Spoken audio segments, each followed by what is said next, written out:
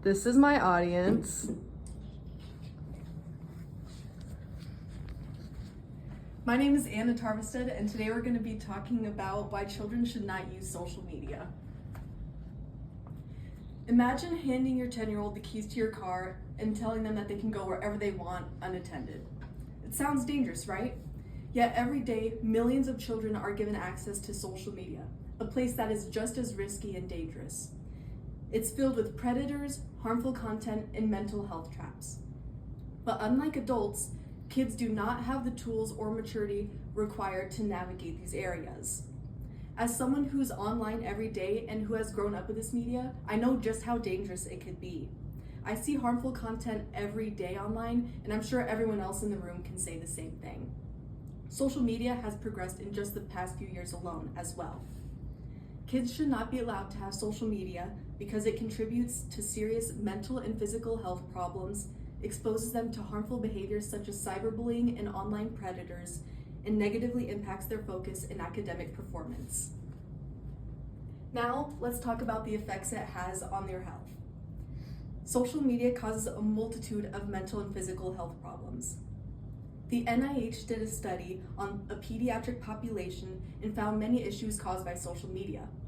The biggest findings were an increase in depression, anxiety, addiction, sleep problems, and many more behavioral disorders.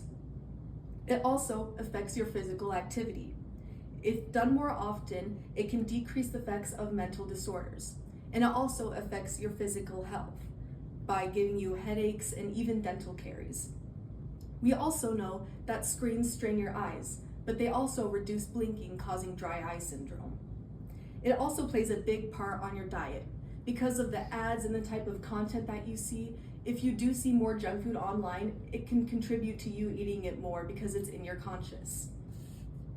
It also ruins your self-confidence and can be harmful to a young developing mind.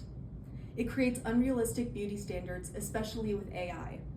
And it's hard to tell if the photos and videos that you see on a daily basis are photoshopped or edited in any way. If adults struggle with body image issues just by looking at the stuff they see online, then imagine how kids are affected with their young impressionable minds. Now, let's talk about some dangerous sides of social media. Kids are exposed to harmful acts and are at risk of being cyberbullied and in connection with predators.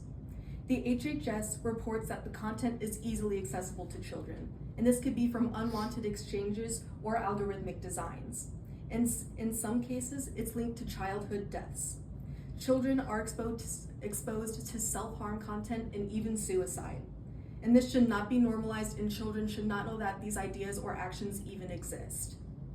Trends such as the cinnamon challenge and more can cause more harm than fun. These trends, like the cinnamon challenge, can lead to partial asphyxiation, seizures, bone loss, broken bones, and even more internal injuries.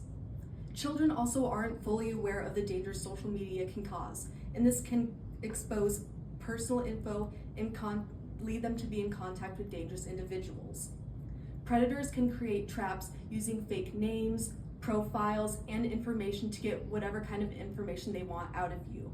And kids are an easy target because of their innocence, trustworthiness, and they believe that all people have good intentions.